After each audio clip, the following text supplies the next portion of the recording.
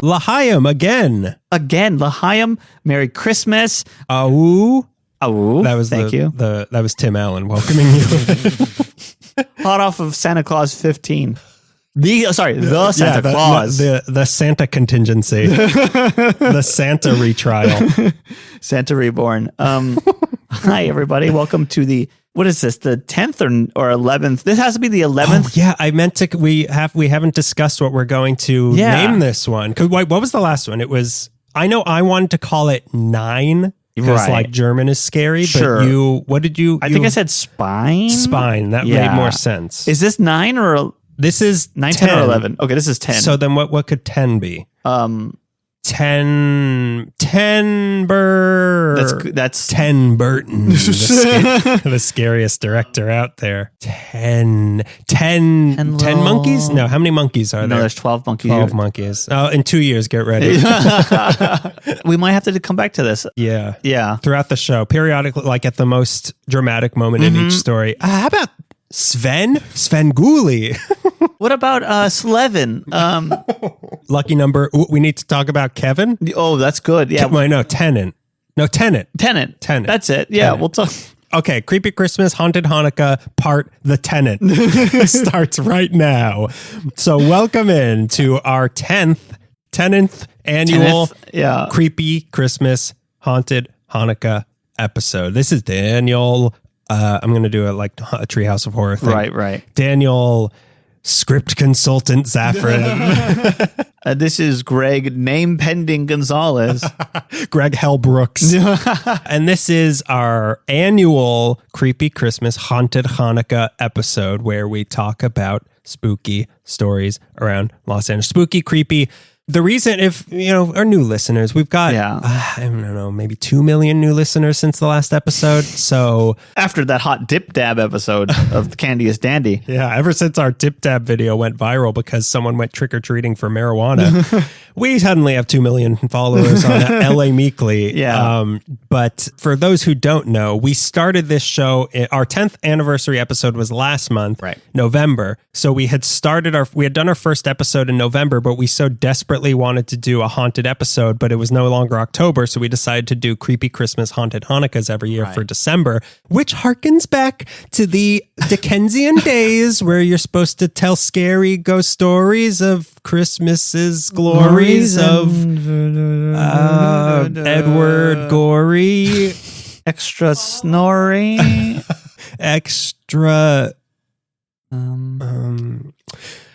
Sven. Yeah, that's what it keeps coming back to, Sven. Yeah, it's gonna have to be Sven.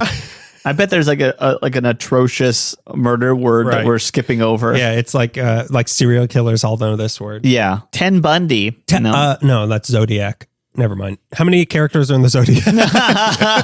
How many victims does the Zodiac killer have? Okay, so I got you reminded me because we were talking about spooky things. We were talking about Beetlejuice right before this started.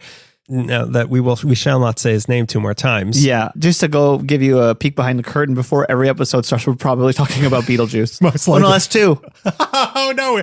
I gotta say it one more time. It just feels so good on my tongue.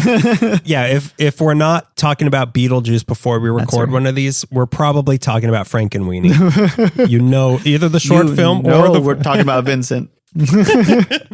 So in the last episode, I had put a call to action for anybody who had gone to Rotten Apple, the Halloween haunt in Burbank when they went, because there was a room in their maze, their haunted Halloween maze, where He Who Shall Not Be Named was in it. And he said in it, anybody want a Zagnut? So I was wondering if you said name 3 times. Yes. Would you get a Zagnut? But I was too afraid to say it because I didn't want him to make fun of me in front of Melissa. He would have. Yeah. I can't be emasculated in front of my bride. Yeah. Of Frankenstein. Her hair's a little bit white in all the right places, meaning on the sides. None of that back of the head stuff where you're like, you're not Bride of Frankenstein, you're just old. I love my cone-headed wife. What can I say? So I wanted anybody who had gone to it to Say the name. Say the name 3 times and tell me if you got a Zagnut. And our friend Nadav did go. Yeah, good friend Nadav. He said the name 3 times. He did not get a Zagnut. Look at that. Okay. Yeah, so I regret nothing. I bet the person who shall not be named leaned into our good friend Nadav and said, "You're here because of Meekly. I won't give you a Zagnut. I don't play for pennies. I don't play for an audience." It's like with Santa Claus. You truly have to believe in him to show up, okay? So if you're just saying my name just to say my name, you don't get a Zagnut. Wait, I know what you're onto. Yeah, you're Mike TV. You're Farouk Assault. These cynical Gen Z TikTok kids just come in here thinking you can say, "I well, you almost got me. Almost got it." Yeah. TikTok. Oh no, China's listening now. Beetle breakfast, Beetle orange. Breakfast with the Beatles, breakfast with the Beatles, breakfast with the Beatles. And then we said that 3 times and a new Beatles song came out. Yeah, look at that. We summoned it. Yeah. But you know what else we summoned? A brand new Patreon supporter who we want to welcome in after this. Zagnut takes first priority. Yes. But you, who shall be named. Name them 3 times. Let's see if they can pop up in this apartment right now. Well, it's kind of hard because we are welcoming in, and you and I were both confused by this when this person joined us, but we are proud to welcome as our newest Patreon patron, Die Cut Holofoil number 0. Oh, right. I do remember that now that you brought it up. Yeah. He's straight from Jabba's palace. I'm so happy to welcome one of Elon Musk's children. Oh, yeah. I didn't mention he's giving us $5 million a month. It's stock in X, though. Yeah. Is that okay? Is that going to last for a long time? We get 5 stocks of X from him each month. And, I think he's going to turn it around. I think he's going to turn it around. So what? Only 2 of the biggest advertisers have left the company. I think the website. I feel like anti-Semitism is going to really flip and people are going to want it. They're going to really buy low, sell high. That's the trick. Buy low, Semitism high. So, welcome in Die Cut Holofoil number 0. Welcome. Or should I say 01111110001. Die Cut Holofoil number 0. That seems like what we would have to call a certain poltergeist. If we didn't want them to become that poltergeist. Tim Burton original creation number 4. Number 4, yeah. But yeah, so if you too can join us and have your name read on Patreon, name read on LA Meekly, which is the show you're listening to. Yeah, hi, welcome. Hi. You must be very confused. If you go to patreon.com/LA Meekly, you can join us. And for $5 a month, we will send you a handwritten postcard every single month from us. And when you join on the $5 level or just the $1 level of general support, you get a free LA Meekly sticker. Put that anywhere. Die Cut Holofoil number 0. I mean, that's his bread and butter. I'm going to love writing that on postcard. They are bread and butter. Yeah. I don't know how Die Cut Holofoil number 0 identifies. No clues. Except as number 0. Yeah. There is no gender. There is just Die Cut. Have a little self-esteem. Be number 1. You're Die Cut Holofoil number 1 to us. Unless it's the kind of thing like anything times 0. Maybe it's that kind of thing. That's true. You are the alpha. You are the omega. You are Die Cut Holofoil number 0. Okay. So now... Hi. It's time to once again dip into the last month where we talk about something we did in the past month. We do that, don't we? I went to the reopening of the Egyptian, grand opening of the Egyptian, which turns out people had gone to for 2 days before the grand opening, which is great. But wait a minute. Wasn't last month your thing that you're going to the grand opening of the Egyptian? I don't think it was. Okay. What was your thing last month? Let's go 2 months back. Yeah. What have you been up to in the last 2 months?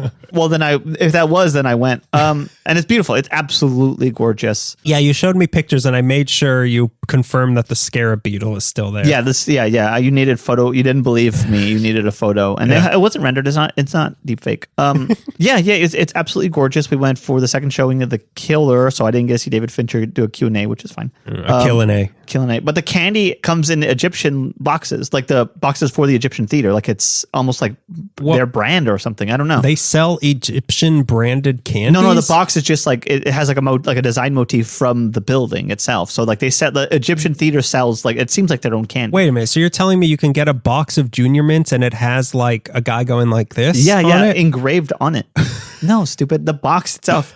Although shaped like a Junior Mints, the box that is from the Egyptian theater. It's not like Junior Mints. What do you mean? A box of what? Candy. But how do they get the candy in it? They make their own. I believe they make their own candy. They make their own candy. I have the feeling. I didn't. You're asking more questions than I even thought about. It might be like a nameless candy that they just put into a box that is from the Egyptian theater. Okay. It's not like is it Junior Mints though? I didn't have any. I just saw it. My coworker who I went with had some. It's not Junior Mints. It's like the 17th mints because all of the pharaohs were like Ramses the 17th. Right. It's firstborn mints. Yeah. Yeah, but the theater's absolutely beautiful. Whatever Netflix, like everybody was poo-pooing Netflix, but now that I saw it, I'm like, well, Netflix for giving all the money up. Jeez. A representative came up and was announcing stuff in the future, and he read like a list of stuff that Netflix is doing. In the future. Candies will be printed with hieroglyphics. All cats will be gray. Cats will rule all of us. And they won't like it very much. He read a roster of things coming up for Netflix, and it was like crickets. And then it's like, well, the on the other side, the American Cinematheque is going to be playing. He just said like a random movie title, and people. There's a new episode of Cocomelon we're going to be showing. It was like VE Day, like it was just like kissing in the middle of the aisle, the nurse and the guy or whatever. People throwing their Egyptian branded candy in the air, whatever that means. Shooting it like they're Yosemite Sam. Yeah, that's what I did. And then I failed to get a seat at Musso and Frank's, which is what me and my coworker wanted to do. And then him and I went to the Star Wars bar instead, and it was miserable. That's still miserable. Around? Yeah, I thought, is the place that's designed after He Who Shall Not Be Named also still there? I was actually looking for it, and I couldn't find it. So maybe not. Did you try saying its name 3 times? That I could have gotten in if I had said it 3 times. Or if I drew like a happy door. Happy hour. Yeah. If I drew a door on the side of a building, I'm sure it would have opened up, and I would have went to that bar that I didn't even like in the first place. And we tried to go to a speakeasy too. And I was trying to show off to my coworker, hey, the one that was in like that house that we went to? Yeah.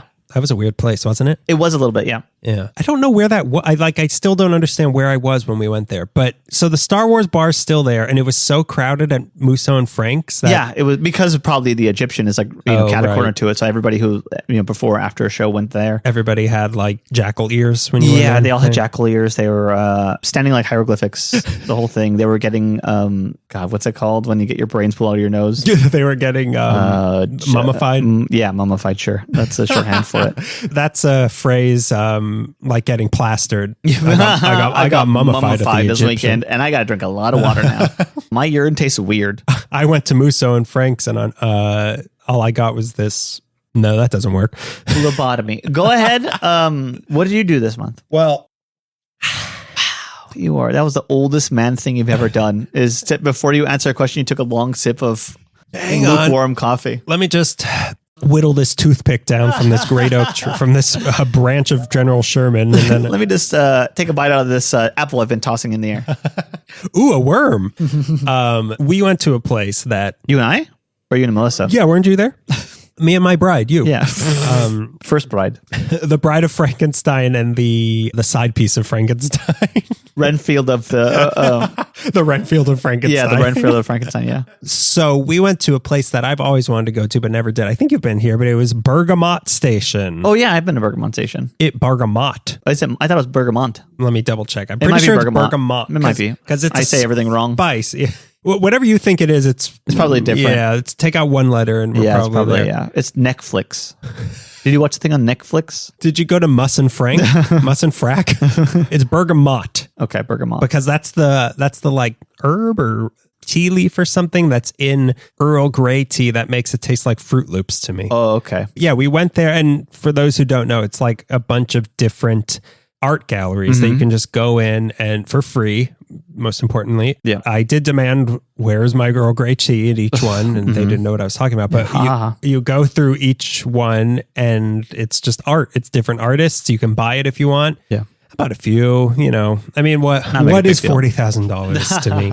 After that TikTok blew up. But yeah, it was fun. We went to a few different ones. We went into, because one of them is like the auction house or like the leftovers of what didn't sell at auction. And they had a Marc Chagall and 2 Andy Warhols for sale. God, really? And the price wasn't listed. Yeah. So, but if you're going to ask, if you have to ask, if you have to ask, we'll tell you, and you'll have to buy it. Yeah. We'll be saying the number for so long that you will, in the amount of time it takes for me to finish saying the number, the digits out loud. We ran out of wall space to write how much this costs. The price itself became its own piece of art, and people got confused. So we just took it off. We just took it off. Yeah. But yeah, there was stuff that, if I had a lot of money, I would have bought several things because there's some really cool stuff there on display from artists who I have no idea who they were. That's even better. Yeah. I like that. Something like Piscator Costco or something. I don't know. There was boobs everywhere. Triangle eyes. It was hot. I got what I needed. I didn't have to buy it. Why buy the Picasso when you get the triangle boobs for free? Am I right? But yeah, that's where I was. It's fun. It's free. It's a good place to go to. It's kind of weird to get to because it's like right along the Expo line or whatever that line is called. Is it Venice or Santa Monica? It's like Santa Monica. Okay. It's not quite Venice because it's literally right along the Expo, whatever that rail line is that goes to the beach, to the the pier. That's the word I'm looking for. They wouldn't allow public transportation in Venice. Come on. Unless it's a gondola. Unless it's a sheriff's department van taking people to jail. That's the only public transportation you're going to get. That and the marijuana police still arresting people. Okay. Yeah. So let's get into this month, into our spooky. Oh, but before we get into the spookiness, set the mood. As always, we ignite a crackling fire to really get things cozy while we tell these scary ghost stories of Edward Gorey of long, long ago. Yeah. So let's start the flame. Let me just put a bunch of motor oil on these old newspapers. Let me just line this chimney with gunpowder real quick. I've got a bunch of vodka vodka bottles. Yeah. I'm just going to throw them in the fireplace real quick. And then let's just start it. Oh, nice, cozy. I didn't even want these eyebrows anymore. I feel my face feels 10 pounds lighter now that everything's singed off. I can commit crimes because I burnt my fingertips off just being that close to it. I suddenly became a real life Blue Man Group person. So in this episode, we are going to give some scary stories, but I felt it was probably necessary to give a disclaimer at the beginning of this one because there's a lot of stuff that happens in mine that might not be appropriate for children. Mine as well. There's some talk of suicide, a lot of death, suicide. There's abuse. There's a lot of, I got it all in this one. Yeah. But I mean, death, what kid doesn't love a little bit of death? But like the other stuff is maybe not appropriate. So listen at your own discretion. And for adults who don't want to hear that, listen at your own discretion. And now I'll throw that note into the fireplace. With the horse. I wrote it on Mr. Ed. Sorry, Mr. Ed, but you're Mr. Dead now. So yeah, we both picked two different places to focus on and the stories within these places. So Greg, you are going to go first. And please scare me. Because I told you I was doing research for this like really late into the night. And this might have happened more than once, but only one time I remember I woke up like... Oh my God. After doing research on my stories. You're a big coward. Yeah, I'm a big man. I'm a guy, like a guy's guy. Yeah, I only wet the bed. Yeah, I only wet the bed when I drink too much water at night. I'm too tired to get up.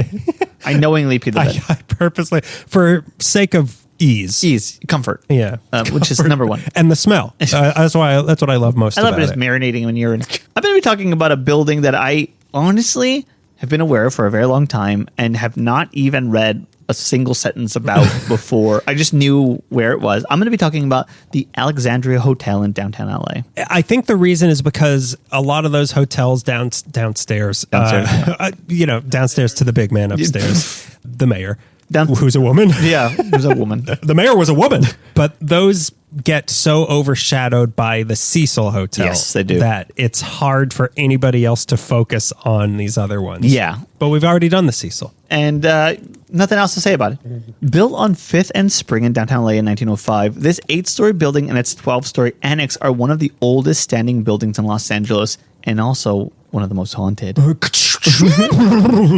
Yeah, I forgot that they have a second location. Yeah. That's kind of weird, right? It is kind of weird. Spooky. What I was going to say when you were talking about your story scaring you, I have a weird fact in mind that it is so unsettling. And it's not even a spooky, scary thing. It's just like, I'll just have to get to it. I feel like you'll know it when you hear it. Yeah. Well, when the goose flesh takes me, I'll know. Long abandoned when glamour went even wester, the rooms of the Alexandria within the confines of the old Broadway Theater District within downtown Los Angeles are a Russian doll of haunts. Okay. The Alexandria Hotel was named after... Because they star, what's her name? Big-haired, Muppet-like lady with a raspy voice. Natasha Lyonne, thank you. Yeah. Muppet lady, Jesus. Poker face herself. The titular poker face, Natasha Lyonne. The Lyonne. slum of Beverly Hills herself. Spokesperson for Gap or whatever she's doing. Old Navy, I think. The Alexandria Hotel was named after the owner of the hotel, Harry Alexander, who I could only find one fact about. He owned the Alexandria Hotel. He was a ghost. What an obit. It was designed by John Parkinson, father to many of our landmarks, along with his son Donald and partner Edward Bergstrom. The group also designed City Hall, Union Station, the Coliseum, some of the buildings at USC, Bullock's Wilshire, and the Roslyn, which is also in downtown. Wow. Yeah. That's heavy hitter. Can I steal that resume? Yeah, it'll look good on a resume if you said you helped build, designed City Hall as a PP and balls. I went CSUN 2006 to 2011, designed the USC Coliseum. Yeah, not a big deal. President of Central America and also This America. Host of This American Life. Yeah. I also invented radio, did I tell you? Parkinson arrived in Los Angeles from Seattle in 1894 and got right to work designing the steel-framed Homer Laughlin building, which now houses the Grand Central Market on Broadway, and the Continental building, which he built in 1902. Which was LA's first, what is called skyscraper, which is on Spring and 4th. It was like 10 feet tall. Yeah, it was literally like 3 floors. Wow. Yeah. Wow. Ask God how it looks from up there. And I thought the Tower of Babel would never be built. This was the mayor talking. This was of the Los mayor, Angeles. Yeah. It was Mr. Ed. Their third building in Los Angeles would be the Alexandria Hotel, which at the time, 1905, 1906, was scaring the crap out of his dogs. That was very scary to me to hear. Mark. 1905, 1906, the Alexandria was the most luxurious hotel in Los Angeles. Wow. Designed by Parkinson, I believe that's the name of the group. The site Parkinson, and he who shall not be named. The site itself was developed by a real estate group called Billicky Rowan Fireproof Building Company. The owner, AC, I think it's Billicky, was a millionaire who later died on the Lusitania. Oh, that's another thing we were talking about before the show started. That's why weird. It was on the tip of my tongue. Huh, that's strange. Because you thought my grandma died on the Lusitania. But it was... But it turns out she was on a different boat and didn't die. No, she survived the Lusitania. Yes, she survived the Lusitania and swam straight onto the Titanic. Yeah, and then she lifted both boats out of the ocean on her shoulders. And then she flew in time. She flew around the earth backwards and saved Lois Lane. That's my grandma. What can I say? No big deal. I'm made from a better DNA. It's not from I'm not of this world. So the Alexandria, 160 tons of construction steel was used, and that would include 2 incredibly modern features. The Alexandria would be fireproof, rare in Los Angeles, and earthquake-proof. It's still standing, isn't it? Yeah. Yes. Sure. I haven't been there in a minute.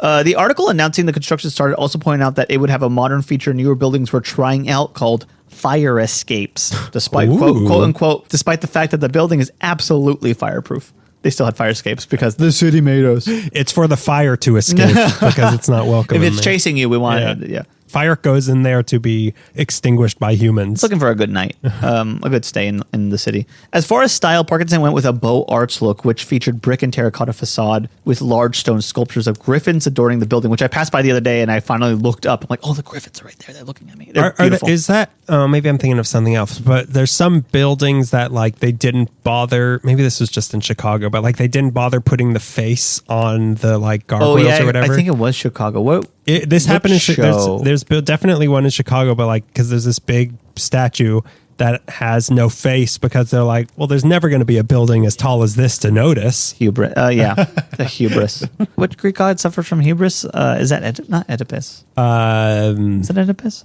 I think it was the Greek god that suffers from hubris. I think it was all of them. Mr. Ed? It might have been Mr. Ed. Mr. Dead. Yeah. Spooky season. R.I.P. Mr. Dead. The marble entrance to the hotel has massive marble columns reaching 2 stories connecting to the ceiling, which was decorated with gold leaf. They used fairy lamps and electric lights, not to brag, which were new, and they lit the place. In the basement, there was a commissary and winery that would accommodate the Broadway theater crowd well past midnight. They spent $2 million in 1906 building this. I think $1 million building it, another $1 million furnishing it, which in 2023 is over $60 million. Yikes. To rent a room, $100,000. And they made their money back in a month and closed. The end. There were 362 guest rooms and 500 guests could be accommodated in the 8-floor urban palace. Opening night, February 10th, 1906, more than 5,000 visitors came to see the new luxurious hotel when the doors opened to the public. I love that. I love that back in those days, it was like that's what people did. Yeah. Like there's a barn open. Like there's a this building has an escalator. Earl bought a new cow. I know what we're doing this weekend. Get dressed up. Find a babysitter. The building, it was all inspiring for 1906. Even now, I mean, it still is. Like, it's still astounding. The photos even I've seen recently. Although kind of mostly run down and kind of dark, it's still like, wow, they built this in 1906. The manager of the Alexandria, S.J. Whitmore, said, this weird quote, it has no place in here, but the people of this city have shown themselves to be as competent and rapid as any class of business people in the world. What? Okay. Is that a put down? I thought they were really stupid. Is there like a /S at the end to signify he's being sarcastic, or what is he trying to say? In 1911, when the city ordinance passed allowing buildings to go past a certain height, the real estate group rushed out and bought the adjoining lot. Among the owners of the adjoining lot was the cursed Meyer Brewing Company. Oh, okay. That's another weird thing. Yeah, the big oak tree. The cursed. Yeah, they crushed a bunch of beer. It's cursed. And they smited a tree, and they've lived to regret it. So at that site, the adjoining lot, they built a 12-story structure next door and was incorporated into the building and becoming the Alexandria Annex. And that included its most luxurious ballroom known as the Palm Court, the crown jewel of the Alexandria Hotel. It has its own Wikipedia page, and it's long. It's like longer than the page for the hotel. When you're a ballroom, that's how you know you've made it. That's the top achievement there. Is it Palm or Pong? Palm. Okay, Palm. so it's not like boop, Boop, boop, boop. boop. Yeah, you got a better pace than me. Yeah. Well, I'm a little better at it than you. No, you gotta go fast. You gotta go fast. When you get one beep, I get two beeps on you already, okay? Don't challenge me. I know what's going on. The ballroom itself on its own is designated as a historical cultural monument. Like the Alexandria Hotel is, but also separately the Palm Court is. I think we might have looked at that for our wedding as a possible venue, but it was kind of like, I'm gonna make my whole family go that close to the Cecil Hotel. Yeah, I'm gonna make my entire family go to Fifth and Spring. Everyone pile in here. Yeah. We'll shuttle you from the Cecil Hotel. We'll helicopter you in. It's been called several times the most beautiful room in Los Angeles. Maybe at the time, more appropriately. They seen this room? Have they been to my apartment? Have they been to the new Vista? To skip ahead for a moment, during World War II, the Tiffany stained glass skylights of the Palm Court were covered with black paint. Oh, beautiful. Beautiful. That's what they were meant for. So that's what this was missing. So this was Did they fix it afterwards? No, they just left it. They left it. So what? We like the vibe it gives. It is much better for a rave, which is what they did there in the 90s. This was the finest hotel in Los Angeles at the time, and it drew in an elite patronage through the years, which included, if you remember, Max Sennett, who traveled west with Mary Pickford in Biograph Studios. He spent a lot of money renting a room here where he wanted a full bath, so he stayed at the Alexandria. Our girl Mary Pickford and our stepdad Douglas Fairbanks stayed there, as did the other United artists, D.W. Griffith and Charlie Chaplin. Tom Mix once rode a horse into the lobby onto the what's called $1 million carpet. It didn't cost $1 million. It was called $1 million carpet because $1 million worth of business was done there every day, they said. By the horse? By the horse. Yeah. I'll make this, well, how about we bump off 100,000? If the horse passes gas when you propose an idea, that's how you know you've made $1 million. Not horse, the mayor. President Theodore Teddy Bear Roosevelt was hosted there, as was weird. Rudolph Valentino was a frequent. King Edward VIII of England, I believe, stayed there. It's also been disputed that he stayed there. Okay. Boxer Jack Dempsey and a young Winston Churchill. That's not possible. Winston Churchill was in Los Angeles? In the early part of the 20th century? Yeah, probably. Huh. What was he doing here? Was he an extra in like a Charlie Chaplin movie? Yeah, I think that's what he was doing. He watched the Great Dictator and was like, I got to put an end to this? He might be the kid from The Kid. I'm getting all my Baldwin confused. Was Winston Churchill cousin Lurch? Or not cousin Lurch. Cousin Uncle Fester. Uncle Fester, cousin Lurch. You are. Was he Eddie Munster? You're better than this. It was almost a funny thing. It was funnier. It was funny. What an old man thing that was that you just said. Wait a minute. Yeah, I tell you what. In my day, they didn't read off a paper. The words just came to you. William Howard Taft delivered a speech on international peace at a banquet at the Alexandria. In 1912, the city leaders celebrated Harrison Gray Otis's birthday in the Palm Court. Many Hollywood, Broadway, and entertainment parties were held in the Alexandria. It was said that the lobby was often full of fans and paparazzi waiting to see a star, the Gelson's Market of its day. The heyday of the Alexandria lasted a little over a decade. They say from 1911 to 1912. Well, what could have possibly happened in 1923 that would steal the Alexandria's thunder? Well, in 1923, not even a mile away, 0.8 mile away, maybe 5 or 6 blocks from 5th and Spring was a brand new Biltmore Hotel, Millennium Biltmore Hotel on 5th and Olive. And you'd think, well, the population of Los Angeles is growing as is tourism and Hollywood is exploding. So not only are visitors here, but like some potential investors in town, surely there's enough room to accommodate everybody with 2 hotels. No, we're just all going to stay at the Biltmore. No, we don't really want it. Oh, Alexandria, that's last decade. We go to the Biltmore now. We got a discount if we all stay there. We picked that one. Los Angeles in the 20s, as we said many, many times before, population boom become a modern city. So hotels were popping up everywhere. The Cecil, the Roslyn, the Ambassador went up in the early 20s. And it was hard to compete with all these new hotels that were also gunning for the most luxurious hotel in town. Right. And the Cecil. Ooh, get me there. Ugh. And also people were starting to live here now. Houses in Hollywood. And the city was shifting everywhere. As we learned in the Broadway theater episode, the city was shifting in all different directions. 10 years ago. Yeah. All this. And then the Depression hit. 1929, they had to sell their famous Turkish carpeting. Oh, not the Turkish carpeting, but the horse. The horse. What is the horse going to do it on it? The boss of the glue factory now.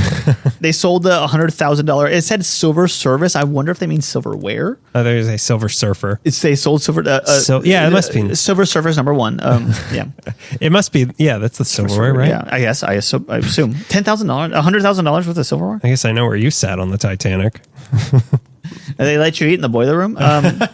You had to eat off of wood. You had wood service in the boiler room. And they also sold off the $5,000 chandeliers. They even stripped the gold leaf covering off the mezzanine lobby and sold it for $50,000. All this to no avail. The Alexandria had to close its doors because of hard times in 1934, but it reopened in 1938 thanks to the new owner, movie producer Phil Goldstone. More on him later. Okay. Attendance dropped through the decades and it sold again in 1954, trading Art Deco glory for mid-century modern, and much of the basement and shopping areas were converted to parking lots of the old alleyway. The Palm Court Ballroom briefly held a boxing ring, which had some appeal, but quickly wore its welcome. Ownership traded hands through the decades, each one trying in vain to reclaim Alexandria's glory to no success. One remodel in the early 70s was trying to restyle the Alexandria to neo-Victorian, which sounds like promising, but it didn't last. The hotel hobbled along through all of this. In the early 60s, the Alexandria was listed in the Green Book as a safe place for Black people traveling through the country. Interesting. During that time, the hotel hosted performances by Dinah Washington,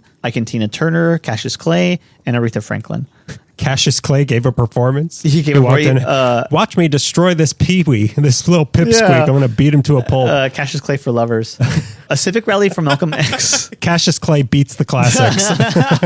A civic rally for Malcolm X was held at Alexandria in the early 60s. And so this was like a black hotel for a while, it seems like it. Like if early these are 60s, all the guests they're having. I mean, it could have. I didn't read much more past this passage. That's kind of near but that was like the 40s with a Bronzeville when Little Tokyo became Bronzeville. Yes, this is early 60s. I feel like maybe the world's changing as much as it possibly can, and a group of nearly 100 Black and Mexican American civic and community leaders met at the Alexandria Hotel to join in efforts to win the election of a Mexican American to the assembly from Imperial County. I couldn't find out who that was though. Imperial County. Isn't that south? No, I'm thinking of Indio. I don't know where Imperial County is. Coruscant? It's Coruscant. Through the 70s and 80s, downtown became a loveless industrial corporate swamp as urban renewal projects removed Bunker Hill homes and downtown became all business, churches, and crime. Skid Row business in the front, business in the back. What we're saying is long hair. Or no, show hair, sorry.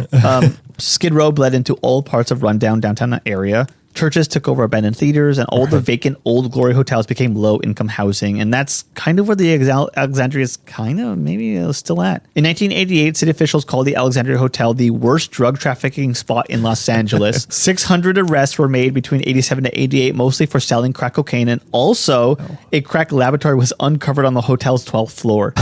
The hotel went through some years where it only had a dozen or so occupants. Different family members would just kind of own it and run it for a little bit and then we move out. Imagine being in a hotel that has 11 other guests in it. Weird. That'd Spooky. You each get your own floor. Yeah, your own wing.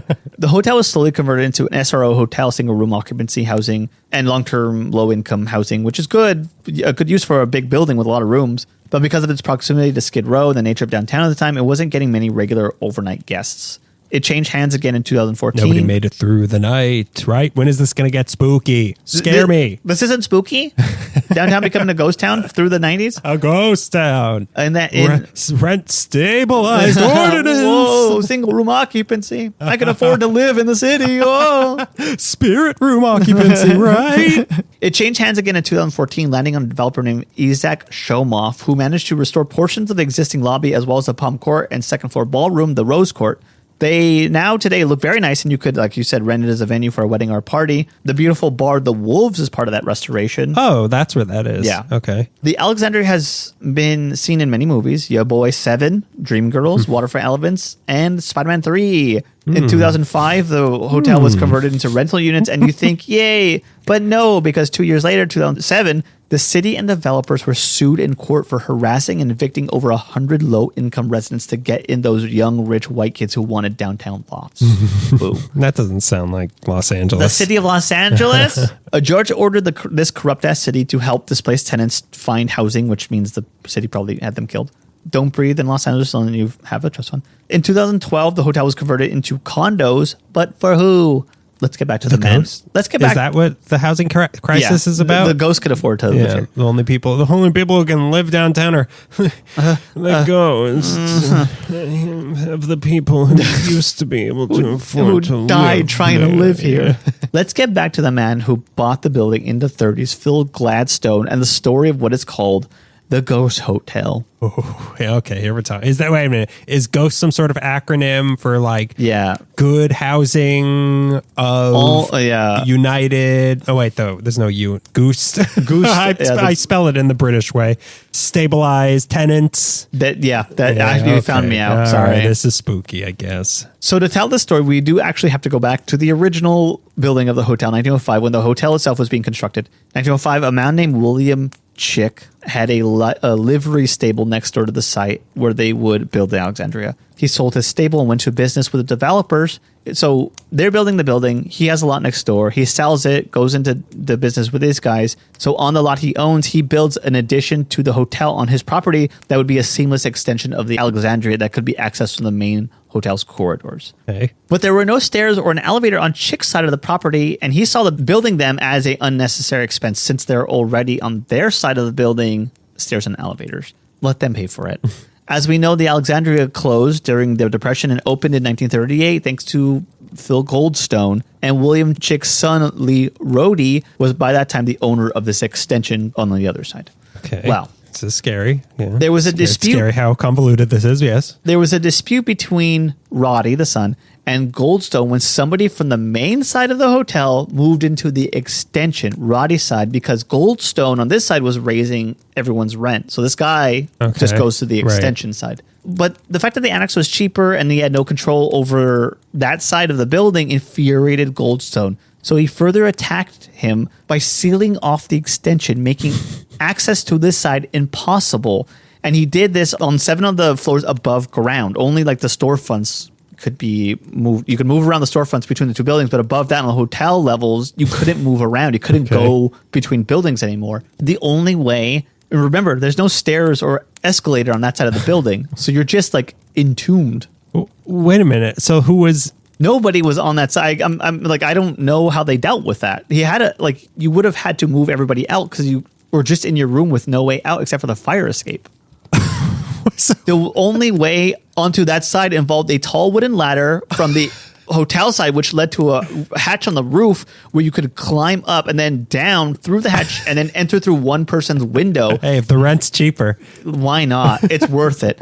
With all the groceries, just doing that, two grocery runs. Make sure you get things that are throwable so you can just toss them straight through your window. And then I guess you'd have to go from floor to floor through the fire escape. Okay. This side and its 35 rooms are referred to as the Ghost Hotel. Not necessarily haunted, just creepy and weird. As it's just all these rooms. Can you do people stay there? No, nobody stays there now. But because that's weird. Nobody stays there. They are rooms, and it's a time capsule to the 30s LA because that's so weird. So I have no idea. I want to see these rooms so bad. Yeah, crack it open. Al Capone's safe. Hang on, get Geraldo Rivera. We got to crack this thing open. I bet there's just like a mountain of rats in each room. There has to rats from the 40s. Yeah, rats from the 40s. They're just like smoking and they say racist things. And they're like, it's normal. I don't think we should get involved in the war in Europe. That's what all the rats have been saying for 80 years. Yeah, that's the weird thing that's odd. More than the hauntings or the deaths, the fact that there's 35 rooms sealed off that it's a time capsule to the 30s is so unnerving to me. And that it was done. It's caused by such a petty dispute. It's so funny. It's so funny to me. So This is like if Lucy had a lot of money. If Lucy was a land developer. Yeah. Fred dies. Yeah, she takes over Fred's building. job. And instead of putting tape down the middle of the room when her and Ricky are having a fight, she just seals him off. I've got a cask of Amontillado, Ethel.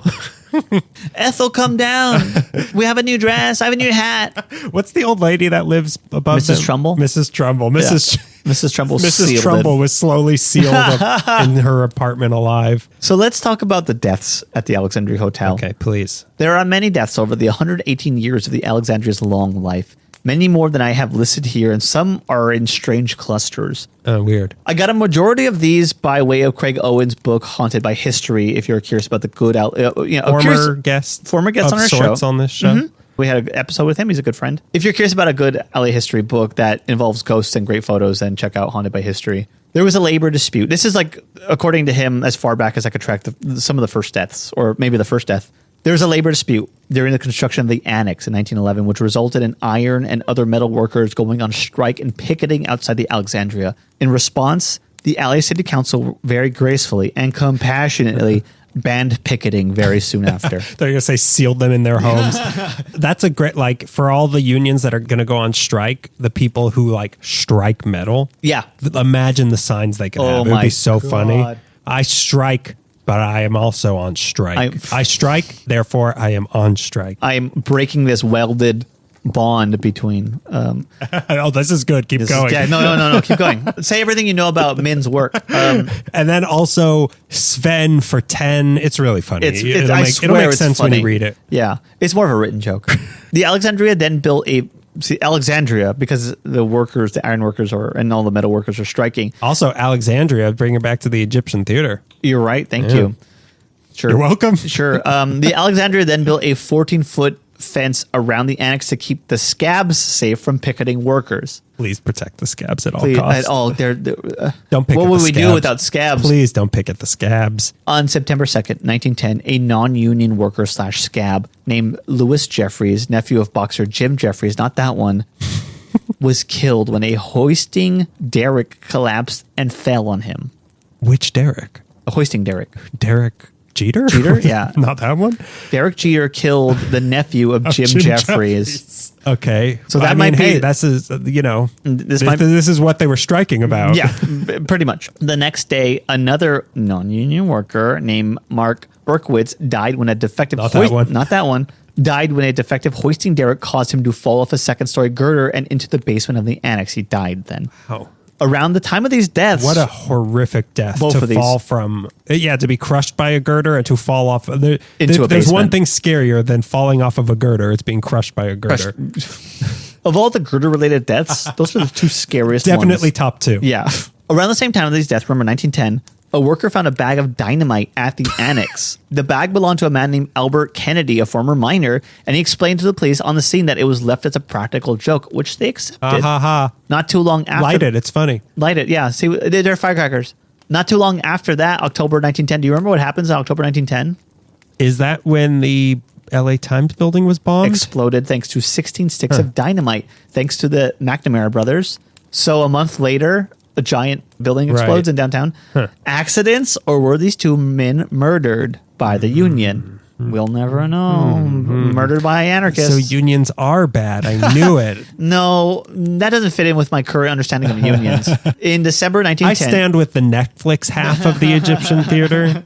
In December 1910, 2 men were killed and another 2 men were injured when the platform they were standing on in the elevator shaft collapsed. Oh my God. Then there were... Who built this place? It feels like Mr. Ed, who's a scab.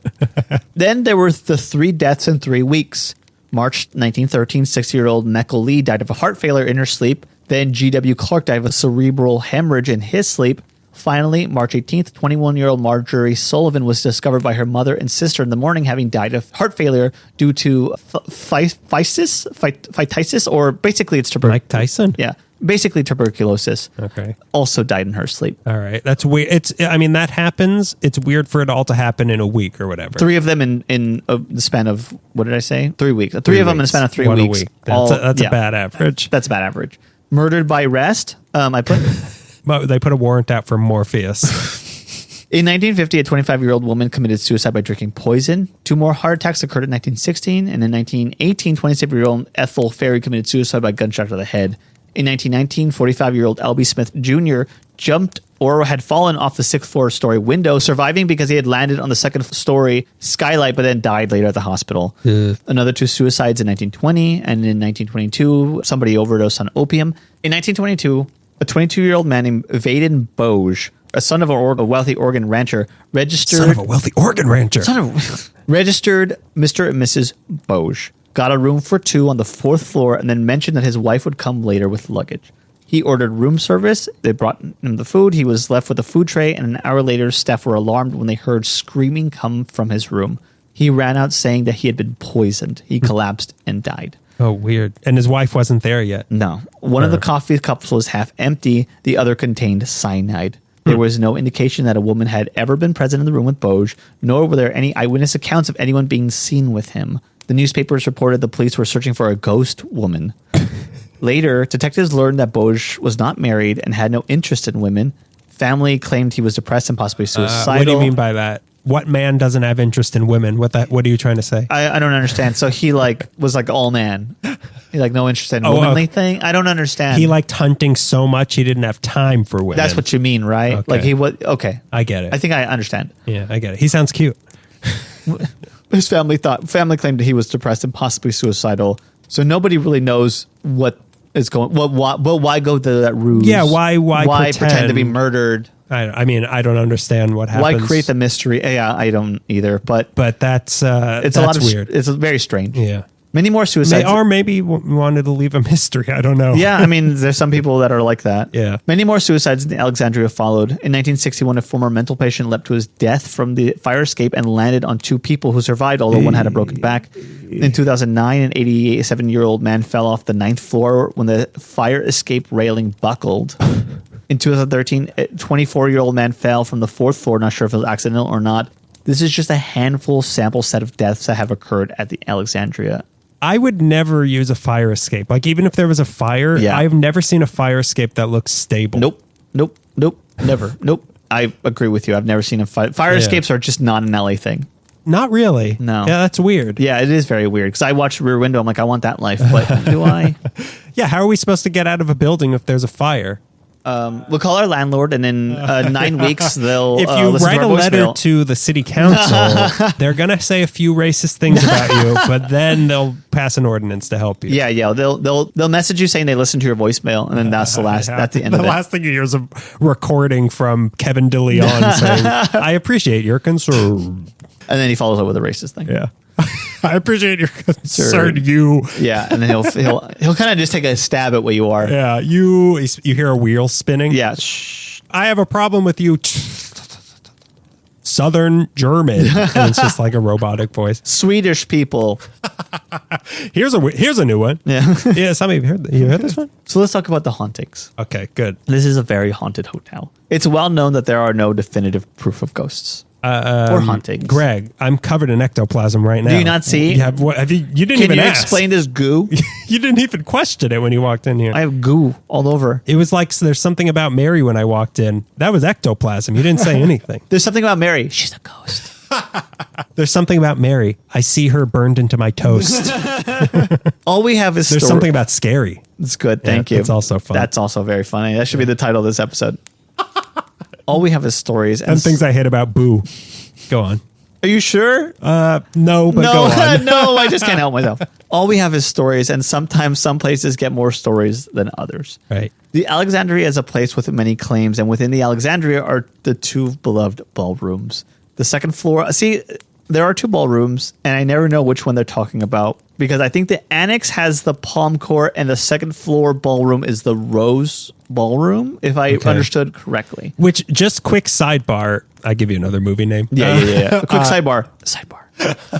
Because after the last episode, I went to Beverly Hills after the mall things. I wanted to look at things at Rodeo Drive, and we went to the Beverly Hills Hotel, and they have that ballroom there. Yeah. And they have a picture that is so unself-aware that it is the picture from The Shining, because it's like a picture from like New Year's Eve dinner from 1920, and it's that same picture, and there's a guy right in the middle like this, in the arms stretched out like Jack Nicholson in that picture, and it is so eerie. I am almost positive that the Biltmore has the same It's image. so weird. And you're like, have you not seen The Shining? You Take this down. You go, it's okay to put this in a room to F with people, but don't put this in the lobby, and then nobody will rent a room. It's so weird that those are just like the pictures. That's so funny. Yeah, I saw The Shining. It was okay. No one's even addressing the fact that they have the exact photo on the wall. And they like Photoshop Jack Nicholson into all of them. There's like the empty space of where an axe used to be on the wall. What? Yeah, why do you ask? I just read the book. I didn't watch the movie. So the second floor ballroom, the Rose Ballroom, I believe, is said to be the most haunted by Shining-style old-timey dancers and partygoers from the 20s. See, if I were to see a ghost, I feel like that's what I'd want to see, is like a ballroom. Full of them. Like having fun, like the Haunted Mansion. I was about to say like the Haunted Mansion. Like it's just like everyone's having a party and everyone's dancing and no one's. Yeah, I want grim grinning ghosts. Yeah, I don't want little British boys. No, I want grim grinning ghosts. Grim grinning ghosts. Okay, we've done our warm up. Yeah, the woman's restroom has faucets turned on by themselves, according to reports. Others claim to have seen a woman appear to them in the mirror, possibly Bloody Mary. Lights in the ballroom flicker. A shy young girl wearing a white dress has been seen peeking through the doorway before turning and running away. Some people, Bloody Mary has always been one of my greatest fears, and also like people. Maybe it's just because I have a cat now, but like something staring at you from the darkness, like halfway hidden behind a door at night, is very scary, terrifying, and then running away. And then you have to feed it.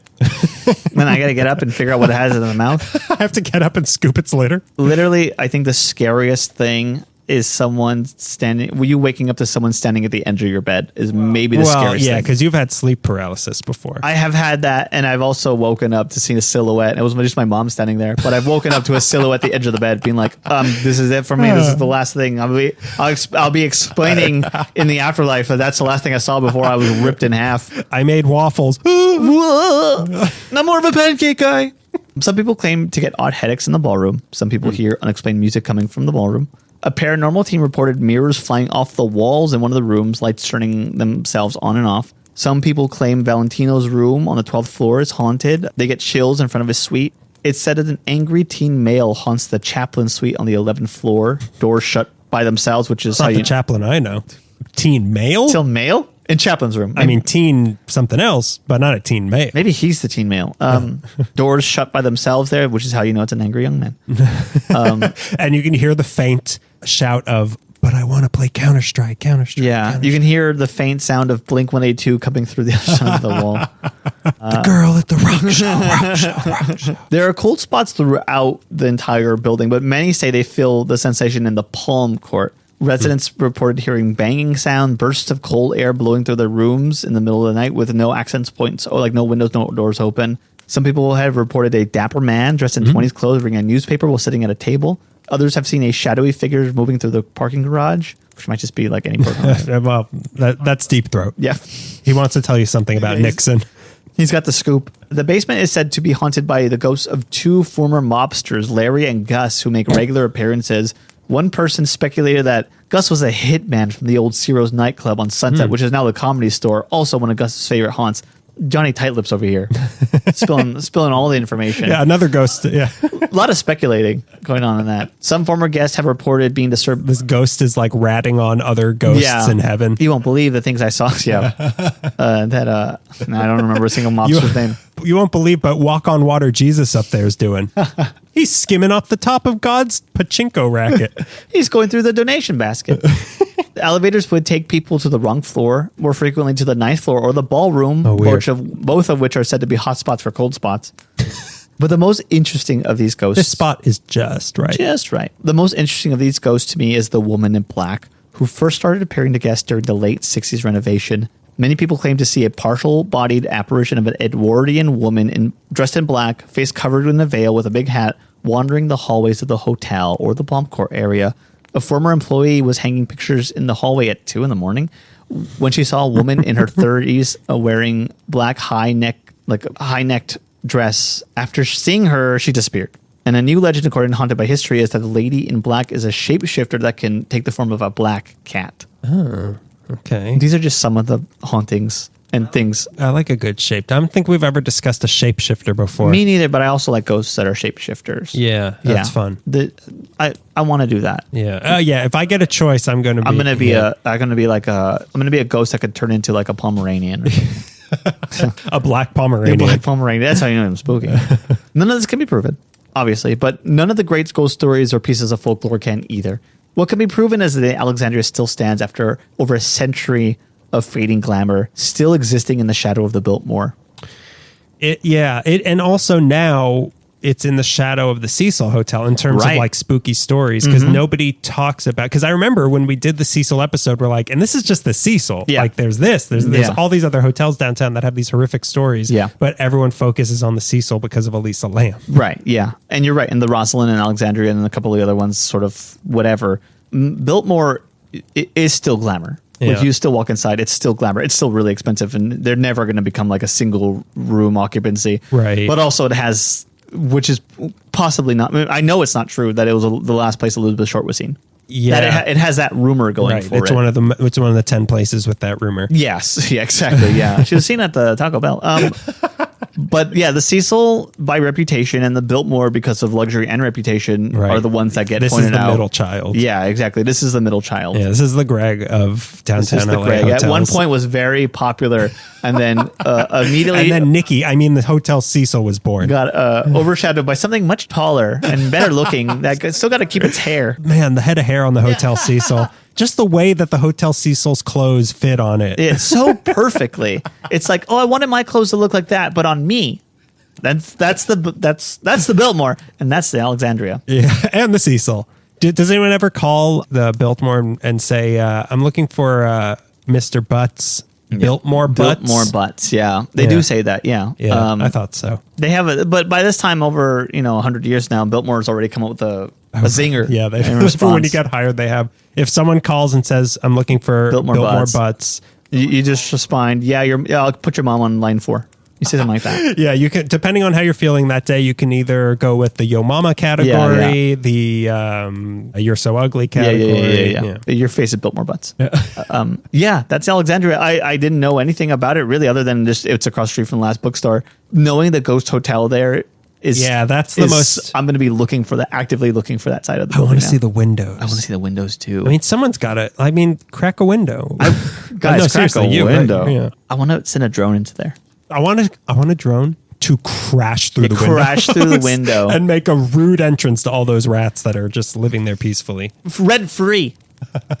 Rent-free, but not rat-free. So now we're moving away from downtown. And Greg, it's time to go back to school. No! No, Mom, I don't want to. Don't make me.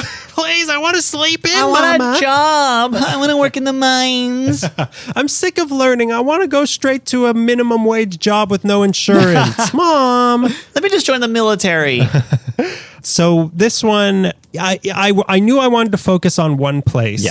And I went into it as if entering a dark place that is one place in the story I'm going to talk about with a flashlight.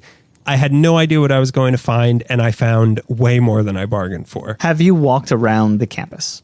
Yeah. Are you trying to feel out if I'm a graduate of this place, or were you supposed to be there? That's what I'm asking. Did you go to a school near Boston, or I've been there many times. Okay. Have you walked a beat? I wanted to go to these places before we recorded, but I didn't have time. Right. But I've walked through the place many times, but I have not been there at night, maybe. Okay. And that's kind of what I want to do. Right. Now. That's also what I want to do tonight if you're not busy. Walk around spooky ass this place that you're about to talk about. The place who shall not be named. Yes. So let's get right into it. UCLA. You ain't got no bird and sage you're haunted. Yeah, you're haunted. Thank you. That was probably 2 hours of your life. I didn't get to finish this research because I was coming up with, I was remembering summer camp chants from my past. UCLA, you ain't got no alibi. You're just educated. Go ahead. You're smart. Yeah. So, like I said, I wanted to focus on one location. So I'm going to be talking about various hauntings and strange stories that have come out of our beloved, cherished, esteemed UCLA. You and I, of course, graduated here on a full academic and athletic scholarship, magna summa cum laude. I can't hear you. Remember when we went to UCLA together? Yeah, I remember. The year was 1961. We had our whole lives ahead of us. It was us. Jackie Robinson was playing football with us, right? And he was asking us for tips. I'm like, Jackie, baby. Jackie, you're pretty good at football. And this is what I said to him. I said, you're pretty good at football. Why don't you try cracking the bat a little bit? Just a little bit, just as a hobby. Yeah. And I said, as a black man, it's going to be very easy for you to get onto the Dodgers. So we made that happen. Yeah, I'm looking out for the guy. He's so impressive. Yeah. But hey, he's the hero. What about us? And what about us? So we're going to start out slow. Like I was telling you, this is going to start slow with some lightly spooky things. And as it goes on, stuff's going to get kind of rough and upsetting. So strap in. Like it gets very rough. Okay. To start, let's just, to start. A guy was murdered with his throat ripped out.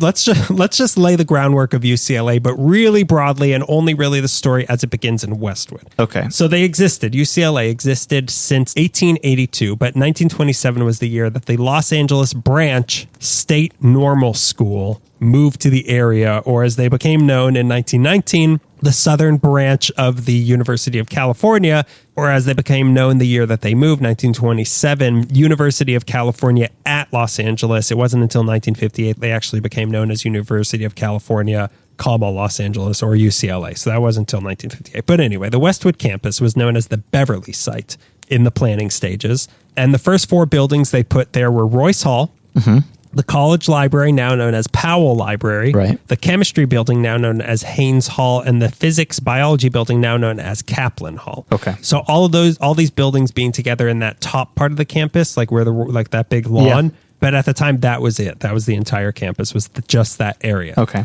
And this brings me to my first segment, Step Up to the Screech. There's a lot of these. I no doubt. I told you we can record a couple hours earlier today, and you're like, I'm still typing, and I would guarantee that most of your week was coming up with these, and then you're like, oh, I better research something. All the hard research was there, and then I had like blank spots I needed to fill in. Insert funny thing here. Make them laugh here, Daniel. So this land is your land, but it's also my land. After being taken from the Quiche, this land, yes, by the Spanish, and then it was taken by Mexico, was given in 1843 to a guy named Maximo Alanis. A last-minute decision to give it to him instead of Morissette Alanis. That took 4 hours. Isn't that ironic? I wish I knew another song of hers. I know. Isn't that a jagged little pill to swallow? Ooh. So this guy named the area here Maximo Alanis. He named it Rancho San Jose de Buenos Aires. That's what this place was called. When he died, it became the property of the second mayor of Los Angeles, who wasn't a horse, Benjamin Davis Wilson. He might have been a horse. I've never seen a picture of him. Who then sold it to our old pal, William Wolfskill, who was not a wolf. He was a citrus farmer who renamed it Wolfskill Ranch and then sold it to Arthur Letts Sr., which is not a sentence, who was the founder of both the Broadway and Bullock's department stores. Oh, wow. Who then, when he died, went to his son-in-law, Harold Yantz. And this is where things start to get weird. Okay. So Harold and his brother Edwin owned a development company named Yantz Investment Company, and they sold the land to UCLA for their new campus that they were building. But it seemed like they were also hired to plan out the campus. So they were actually the ones who developed Westwood. Was this this company? So this is kind of like the lower area. No, this is the higher area. This is the higher area. Where you I thought you were talking the higher area was already there. Now we're talking about the lower area. Royce Hall. Powell Library. So this is the upper area. The upper area with the big lawn where Royce Hall is. That's the area we're talking about. But later on, they developed the south, I guess you could call it the South Campus, which is just Westwood. It's just Westwood. So, okay. Yeah, why was I confused? You're an idiot. I can tell you why you're confused. So the legend goes that Harold and Edwin were something of a Cain and Abel and disagreed about how the campus of UCLA should look. Mm-hmm. Harold wanted to keep its natural hilly beauty. Edwin wanted a big grand staircase to welcome people into the campus like the schools on the East Coast had.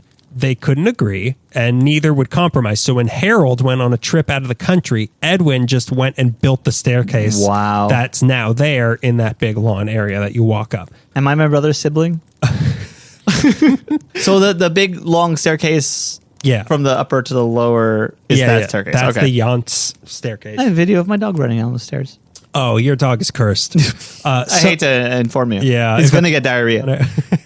They were called the Yance Steps, like I said, but they seem to have changed the name in 2020 to the Tongva Steps, but I'm not sure if that's official. Oh, okay. And they also seem to have changed it again, so I'm not really sure. So, Weird. But the problem was, Edwin built these steps against his brother's will, but Edwin was dying, and he knew that the second he died, his brother's just going to tear these steps up. Right. So again, as the legend goes, before he died, Edwin put in his will that he must be buried under the 6th step of these stairs, and that way his brother legally would not be allowed to tear them up because that would be desecrating a grave. Wow. So allegedly, Edwin Yance is buried under the 6th step of this staircase, which is why students believe that the 6th step is cursed, and if you step on it, you're doomed to graduate a quarter late. So I hate to tell you, but you're going to have to pay for another quarter of tuition for Ringo. I'm so sorry. That's $9 million. Yeah. The curse is really on your parents. Yeah, that's okay. Interesting. Yeah. I want to be that spiteful. I don't have the energy. Yeah. Or the tenacity, but I want to be like that. When I die, I have it in my will that I'm going to be buried attached to this microphone, and you are also attached to the other side of the recording thing. Come on, I'm going first. Come on. Who are we kidding? Who are we kidding? Any curse you put on me will be doubled because I will already have cursed you. Okay, so also in 1989, Edwin Yance Jr. jumped off of a building in Santa Monica to his death. So that's the Yance Really? story. What year? 1989. This was much later. Wow. But there was another aspect of this early campus that has led to some other modern day weirdness. And my next segment, Tunnel of Shove. A lot of these I wrote and I was like, is this scary? It's scary that my brain came up with it. It's probably a red flag. My doctor thinks it's scary.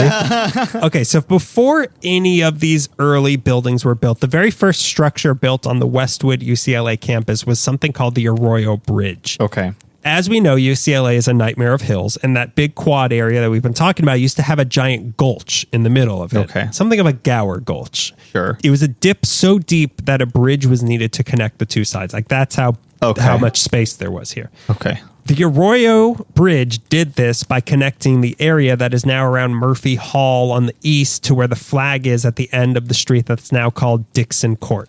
It was a pretty significant bridge from the pictures I saw, and it was really tall. It was so big that during World War II, they stored enough emergency food for 50,000 people under the bridge in case the city was bombed. Wow. It got eaten by a troll, unfortunately. And then the troll stepped on the 6th step and was like, I got to go to troll school again. So by the late 40s, though, the school needed more land for the growing campus. So in December of 1947, the land around it was filled in, but that road, Dixon Court, is actually the top of that bridge. Okay. So you're still driving on the bridge if you drive on that street, which is why there's signs on it saying bridge, weight limit 5 tons on this what looks street. Like a street. Yeah. Because on the land on either side is essentially hollow, and it would all collapse if a giant truck were to go there. Oh my God. So that's really weird that's just the top of a 100-year-old bridge. Weird. But this leads into the underground of UCLA. So connecting to this now underground bridge is 6 miles of secret but not so secret tunnels stretching from around Murphy Hall to Royce Hall and then all the way down to the hospital with detours along the way. Okay. There's 6 miles of tunnels underneath UCLA. They're 3 stories below ground and are mostly kind of steam and electrical tunnels, which is why they're often extremely hot and dangerous, but they connect to some weird areas beneath some of the buildings. Okay. Under McGowan Hall, there's a storage area for all the old theater props. So you go down and there's like wigs and Groucho glasses. Yeah. Bunch of skulls so somebody could play Hamlet. Yeah. But which one's real? This is what my nightmare I was telling you about was I saw an old breakaway sugar glass bottle. Melissa, wake me up. Was it about the sugar glass bottle again? You need to see somebody. You need to ask the government for money for what they did to you for making you dream about that sugar glass bottle. So there's something down there in these tunnels called the toilet graveyard. I don't know what that is. I don't know if like you go toilet in a big pit or if it's just like a pit filled with old toilets. Either way, I have no business being down there. There's an area under the library that has a bunch of old Dewey Decimal filing drawers and typewriters. There's also supposedly a ghost in that room. I could not find any more information about it. Mm-hmm. These tunnels are technically off limits to students, but kids have found ways to get down there and do college kid stuff for decades with some graffiti dating back to the 40s. Wow. They're also allegedly used for initiation rituals for the Order of the Golden Bear, which is a secret society of sorts on the UCLA campus. They've also been used to shuttle high-profile or controversial guests that give speeches at the campus, like Hillary Clinton or George Lincoln Rockwell, who was the head of the American Nazi Party in 1967. What's the difference? Am I right? Lock her up. It feels good to say that again. Now that we're getting close to the 2024 election, it feels so good to still want to lock her up. Yeah, and it also makes as much sense as it did before. It just still makes so much sense. Even more. History has proven us right that someone should lock her up. But some of these weird offshoots of the tunnels kind of go nowhere and their purpose has been lost to time. Some are believed to even have been built in the early 1900s before UCLA even moved here. Oh, like weird. They connected to like the VA, like across the 405. Right. Yeah. A lot of them were sealed off before the 1984 Olympics for security purposes, and entry got even harder when COVID hit. But there are still ways, and poking around on the internet will tell you how to get down there. But I'm not going anywhere near a place that has a toilet graveyard. No, yeah. I don't want to die in a toilet graveyard. You're like, toilet graveyard, but then there's a it parentheses that says public toilet graveyard. You're like, no. It's a trough. No. But now, it's a pooping trough. But they were experimenting with the world's first communal poop hole. But now let's follow some roots of a tree growing out of these tunnels back to the surface in a story I'll call Hot Potato, Hot Potato. Oh God, why is my skin melting off? It's so hot potato. Good. This is good. That one was pretty scary, right? 4 hours for that 4 hours. There are 2 trees outside of Moore Hall that people call the potato trees. Okay. These are 2 trees that have these giant potato-like tubers growing off of them. And the legend is that during the Cold War, they were doing experiments at UCLA to find out ways to grow food during a nuclear winter. Oh my God. They were experimenting on some potatoes, and as a joke, one of the students took a few of them and planted them outside Moore Hall, and these 2 trees grew out of them. That's the legend. In reality, they're called Kigelia pinnata, aka sausage trees from Africa, but I like the story. I like the story. There's a handful of other small legends like that one scattered around the campus. One is that a secretary in Murphy Hall saw blood coming out of a fountain in the basement and then died. There's one that the film program's Soundstage 3 is haunted with lights going on and off and things getting knocked over. Then there's a story that happened off campus. But on September 10th, 1981, 19-year-old Gregory L. Griffin broke into the Laurel Canyon home of UCLA Dean Philip Franson to rob the place and ended up killing him. The weird thing here is that the street that this took place on was Wonderland Avenue, the same block as the Wonderland murders happened on. Really? But now, into my segments where things start to get a little bit rough. Okay. This next one I'll call It's Really Sad and I'm Not Making a Joke title about it. I'm proud of you. I'm so proud of you. But off the air, I'll text you what I wrote. Yeah, I'll hit you something nasty. Yeah. I'll tell it to you in hieroglyphics so that we can't be traced. I'll send it to you in candy boxes from the Egyptian theater. You'll get it. So now we're heading over to Bolter Hall. Okay. Built in 1959 to house math and science programs, this building housed one of the most important events in modern history when on October 29th, 1969, in room 3420, the first message ever was sent over ARPANET, which is considered to be the moment that the internet was born, happened in Boulter Hall at UCLA. Okay. But less pleasant things happened here over the years. Okay. In May 2013, a 47-year-old library employee named Reynaldo Quintos jumped off the roof of the building to his death. In May 2016, Mainak Sarkar, a student from the UCLA doctorate program living in Minnesota, had been harboring some grudge against some of his old professors and for some reason snapped. He killed his ex-wife and then drove all the way from Minnesota to UCLA to Boulter Hall, where he stormed in and shot and killed his old professor, William Klug. Wow. He attempted to find a second professor he was angry with, but he wasn't there that day, so Sarkar killed himself instead. His death note asked someone to please check on his cat. I regret nothing. Please feed my cat. Please feed my cat. Yeah, don't touch his stomach. He might bite you. He won't like that. Then a few months later, in October 2016, another person, this time a 20-year-old student, jumped off the roof of Boulter Hall to his death as well. So that's what Boulter Hall, a lot of people have jumped off the roof of that. So like I said, things are getting kind of rough. Yeah. But this next segment, I'll call one bedroom scared bath down the hall. What's the scare supposed to be? Shared. Like a shared bathroom. Got it. Okay. Yeah. I was Is your wondering. arm okay? What? Is your arm okay? That was a really hard stretch you made. I just want to make sure that you didn't pull anything. I was wondering, like, is Greg going to get this, or has he lived such a privileged life he's never had to scare a bathroom before down the hall? But us common people are yucking it up right now. We're laughing in our pigsties as you. I'm one of three brothers. I scared everything in my life. I'm wearing a I'm wearing a severed hand-me-down right now from my brother who's 40-something. So several of the dorms around campus have ghost stories. Okay. Gardenia Hall has a reputation of noises in the middle of the night that aren't just students doing that famous experimenting I've heard so much about. One night in particular, several people in Gardenia Hall saw a tall, dark, presumably handsome, and shadowy figure walking down the hallway with spectral flow. Okay. Which I strive to have spectral flow. I just want to, with that vibe. Yeah, I just want that aura about me, that spectral aura. Flow. But the one building with the maybe worst reputation, I'm going to say definitely the worst reputation, is Dijkstra Hall. Dijkstra, named after Clarence A. Dijkstra, who wanted to turn UCLA from a commuter campus to a place that students lived and thrived. So in his time, people would just drive over to campus in, as he called them, their private jalopies. Cool. And then they would leave after class. Who's the main stuffy guy in Beverly Hillbillies? Is it like a bank owner or something? When I think of jalop, when you think jalopy, think Jughead from the Archie comics. I'm begging you. Please. And this holiday season, think of Jughead. Think of Jughead and the other Riverdale gang, please. Yeah, I mean, what a slam. Yeah. To describe every student at UCLA as a jalopy driver. Yeah. Which is where that slur came from. That's why everyone from USC calls everyone at UCLA a jalopy driver. That's the time-honored tradition, calling people. So to fix this, Dijkstra pushed for a building that would eventually become Dijkstra Hall, opening in 1959. It was the first dorm on the hill of UCLA. It has 10 stories and could fit 900 students. It was meant to be a self-contained community that would be the center of student life. But it wasn't all experimenting in the middle of the night here. I've heard so much about.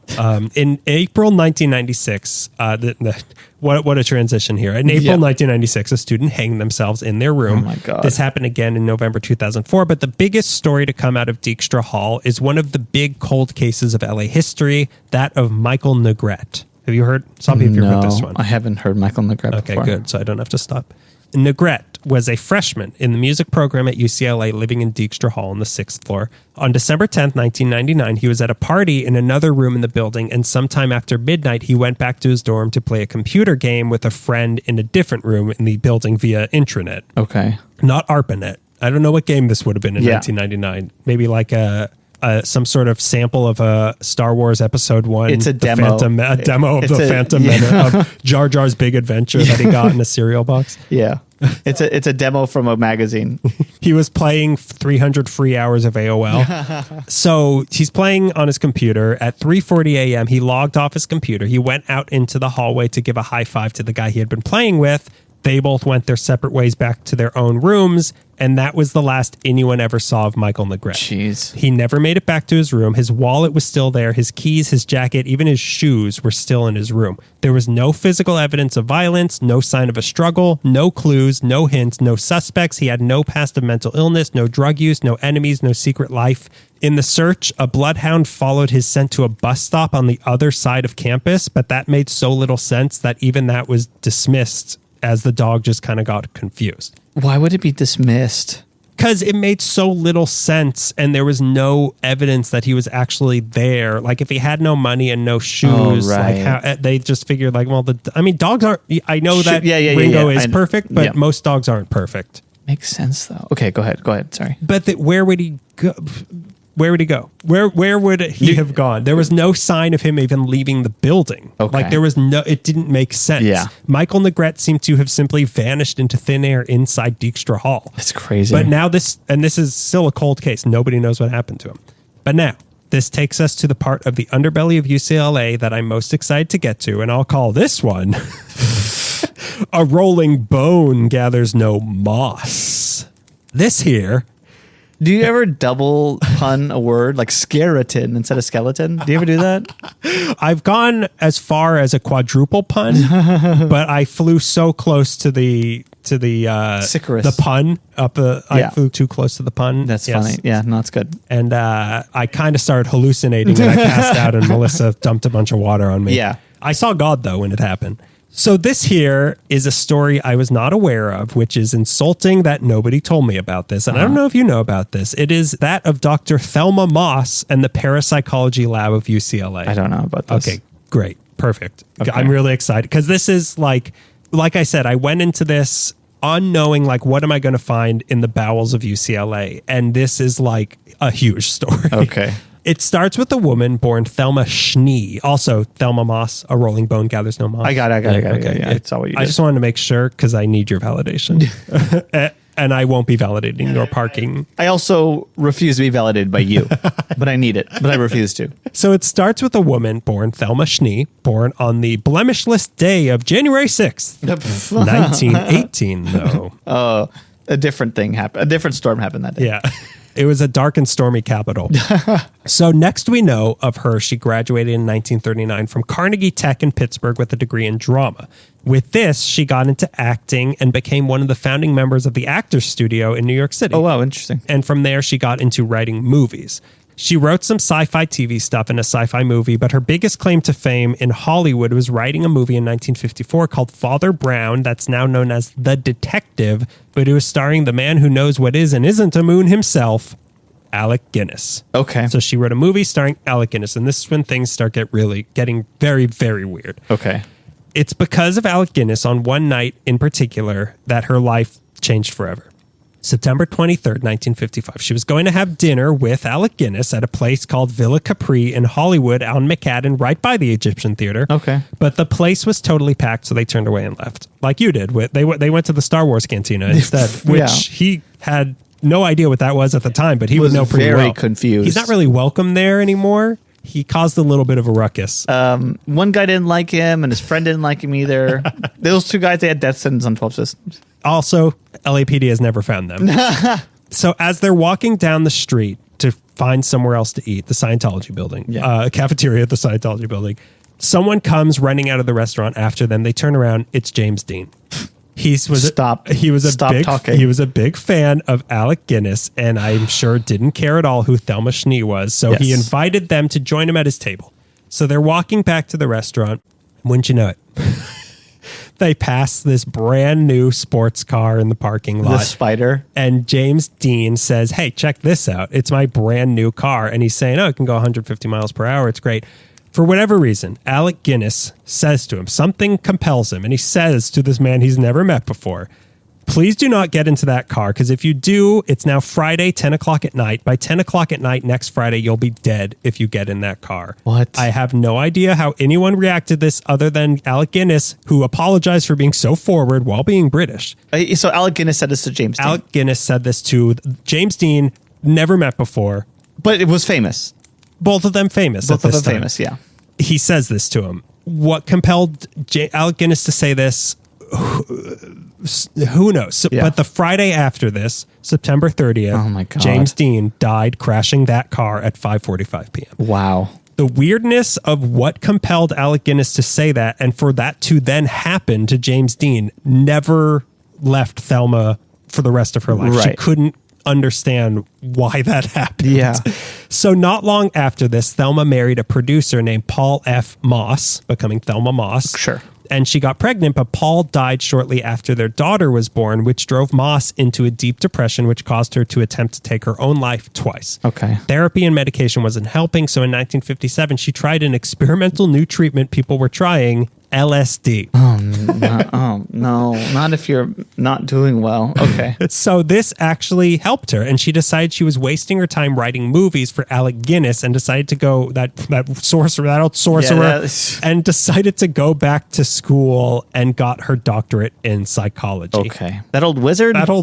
Yeah. I knew your father. He was a great pod racer. In 1962, don't get into that pod racer. Are you having a stroke? I swear to you, do not get into this pod racer, James Dean. It could do the parcel. No, it could do the make the Kessel Run. In 12 parsecs. And then Sebulba came and challenged him. I'll race you up to Northern California. It was crazy. We'll take the 5. Chuba. So in 1962, she also, and that was the game that Michael Legret was playing. He was playing James Dean Pod Races Sepulpa.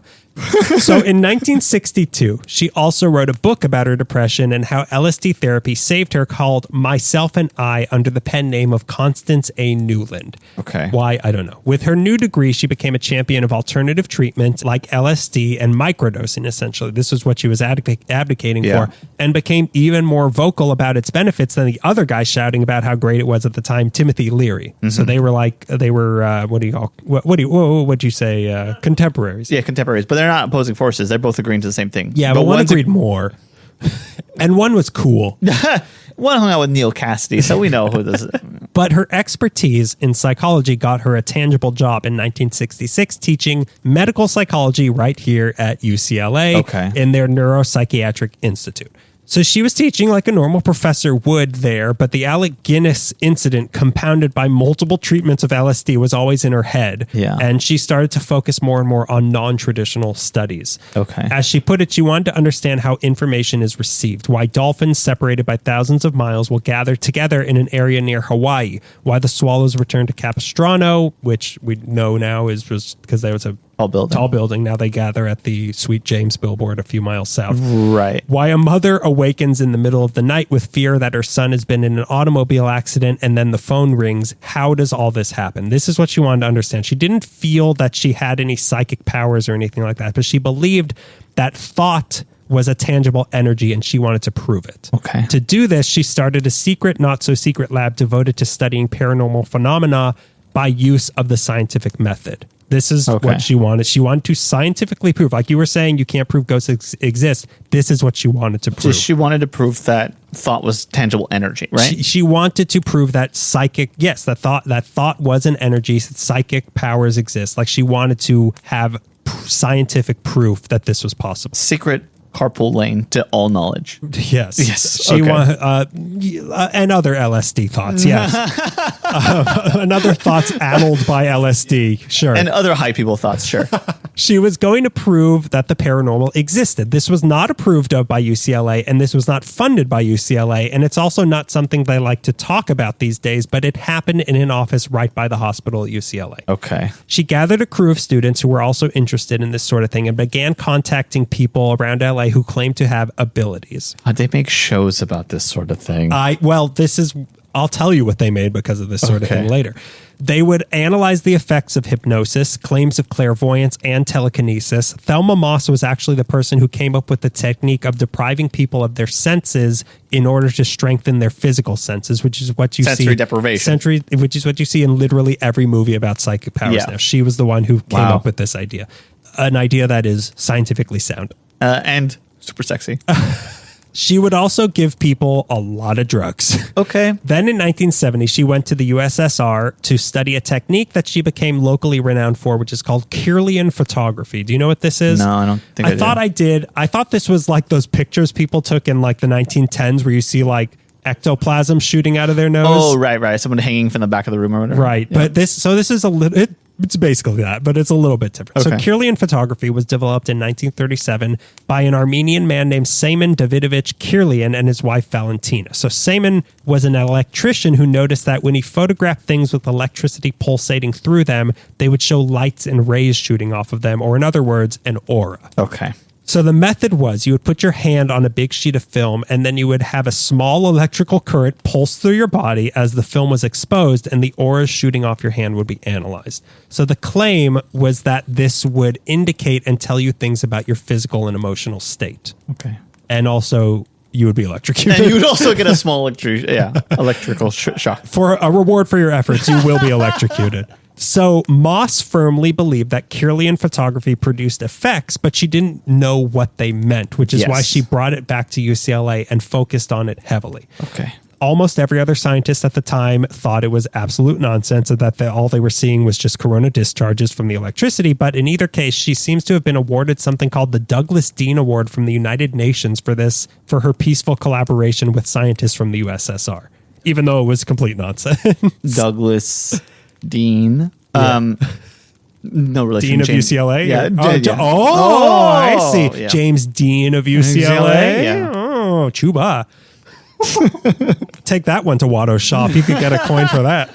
So now she's back at UCLA and experimenting heavily with Kirlian photography, and what she found was actually pretty weird. So she found that the auras did change depending on what you were looking at. Okay. She had one guy do it and then made him get drunk and did it again, and it was different. And as he continued to change, the drunker he got. Yeah. She did it. What? I have a question that you don't probably have an answer to, which does alcohol make you conduct electricity? Yeah. Let's try it right now. I'm gonna jump in your tub. Just throw a bunch of toasters in. Yeah. I'm gonna drink all this vodka and jump in the bathtub. Let's see what happens. LSD and alcohol don't have the same effect on your brain. I have no idea. Why would you think that drinking and then doing this would? I don't. Okay, go ahead. Well, you don't have the answer. I mean, it's what do you mean exactly? I just don't understand. She's a proponent for LSD. She's not. The drinking wasn't part of the treatment. It was just to see how does your mental state changing affect what we're seeing on these photographs. Okay, like if you are within your senses. Sure. If you're losing your inhibition, like what does that look like? Just not mental state. I was wondering if... No, I mean, I'm sure they did it also with giving people LSD, but it was just to see like, how does your mental state change in these photographs? Okay. Also, complete nonsense. Gibberish. She did, these next ones are weird. She did it on a leaf. And then she gave the leaf LSD. It was a marijuana leaf. It made it smoke itself. Yeah, she made a little drink for the leaf. It was really cute. Yeah, you could see it on TikTok. There's a whole TikTok devoted to little drinks for leaves. So she did it on a leaf and then cut off a section of the leaf. And in the pictures, the aura would fill in and replicate the missing section of the leaf. Wow. So it would recreate what was missing. Then she tried it, you're going to love this, on a couple of rat tails. Cool. Live rats. Would you prefer a live rat or just the tail? Not even the mention is what I like. So, rat tails. Woohoo. One with cancer and one without. The rat without cancer had a normal, colorful aura because rats are beautiful. But the one with cancers was dull and fading. Wow. So they looked different. Then she tried it on a person who had a broken finger. And what she saw was not only that the auras of the two fingers were different, the healthy one and the broken one, but the aura from the healthy finger was actually moving towards the broken finger as if to heal the broken finger. Weird. So this led Moss to theorize that maybe, just maybe, Kirlian photography could be used to diagnose cancer, but even more enticingly, that maybe there is a way to understand this energy to a point that it could actually be used to cure diseases. Okay. These were the early steps of what she was hoping to achieve. Sure. It was supposed discoveries like these and her theories about things like that good rapport among strangers could possibly be ESP at work that gave her and her lab a reputation around town that led to people contacting them for help with their paranormal problems. So word got out to the general public. And yes, even celebrities. They're just like us. They have paranormal problems too. Yeah. They shop for milk. They have paranormal problems. They shop for ectoplasm just like the rest of us. Most of the celebrities that came to her did so anonymously, but there's a couple stories that we do know about. One is of the wife of character actor Albert Salmi, who I have to keep saying is not salami. Yeah. This guy was in tons of TV shows from the 60s to the 80s, including Lost in Space. He was in 3 episodes of The Twilight Zone and also Caddyshack. Okay. I'm going to look him up while you talk. Yeah, you'll probably recognize him from his Twilight Zone episodes. I think he's like the rich old man from that one where like all the family's fighting over his estate or something before he dies. Okay. Yeah, I do recognize this guy. Yeah. Okay, keep going. Sex symbol if I've ever seen one. Salami? Yeah. Yeah, Mr. Boy, oh boy. They don't call him Albert Salami for no reason. So she came into the lab, and whatever reading on her they did, she was warned about her husband. Okay. Like there's something bad going on. She ignored this. 2 decades later, her husband murdered her and then killed himself. Jesus. On a lighter note, Carol Burnett came in and they did Kirlian photography for each of her different characters, and each one showed wildly different auras, really? depending on which character she was doing. If I knew a single one of her characters, I would reference it right now. And then came in William Friedkin and William Peter Blatty, the director and writer of The Exorcist. Jesus. They came to the lab for research for The Exorcist, and were told to bring in something that had deep personal meaning. Blatty brought this medal that his dead mother had given to him. So in the lab with them, they had an LAPD officer who arrested them immediately. This LAPD officer had shown signs of psychometry, which is the ability to know things about a person or event by touching something related to that person or event. So like what I saw Ahsoka do in the TV show. So Blatty, which Alec Guinness also warned about, don't get in this show. Or in 6 episodes, people will lose interest. So Blatty gave this cop the medal, and then he said, "What medal?" And he described. So this guy touches the medal. This guy who supposedly can see things by touching things. Yeah. So he touches it, and he describes to him a white house with a white fence next to some train tracks and a black and white dog. The cop describes that from the medal. From touching the medal, he describes this to William Peter Blatty, writer of The Exorcist. This meant absolutely nothing to William Peter Blatty. Right. Weeks later, Blatty was with his older sister, and he told her about it, and she said that's exactly what the house they lived in Lebanon looked like before he had been born. Wow. Really? Yeah. Oh, boy. Very, very strange. Very strange. And The Exorcist wasn't the only movie Thelma Moss had. That would have been a good title, Thelma Loss. Thelma Moss had an impact on. She also later helped advise on both Poltergeist and Ghost. And also, supposedly, her lab was the inspiration for Dan Aykroyd to come up with the idea for Ghostbusters. I was several times when you were talking about electrical shock. Yeah. I was thinking about the Ghostbusters. Right. Yeah, they actually had this car that they would drive around in. It said Kirlian 1 on the back. So she also wrote a couple more books about her studies, The Probability of the Impossible in 1974 and The Body Electric in 1979. But Moss and the disciples in her lab didn't only focus on mental phenomenon. They would also investigate the occasional haunted house, which brings us to my scariest segment, which I'll call... even I know this one's stupid. Ding dong, grave on calling. Oh my. You typed that, I'm sure, as a placeholder. And that was a second draft. I think it was originally in grave on calling, and I was like, why gild the lily? They're not going to let you join the WGA because of that. I know. They're going to go back on strike. Don't let him keep doing this. Let AI do it instead.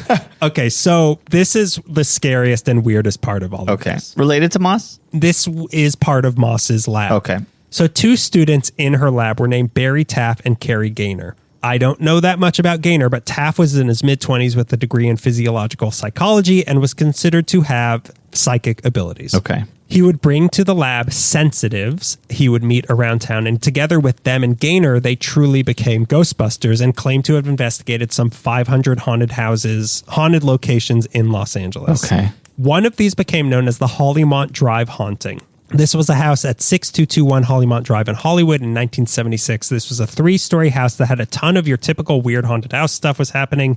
But the most notable thing, this is like Nightmare Before Christmas sort of thing. The most notable thing I read that happened in there was a person was being chased by a cabbage with a butcher knife stuck in it. It was Jim Henson's house? There was also a band playing. That like there were so many things.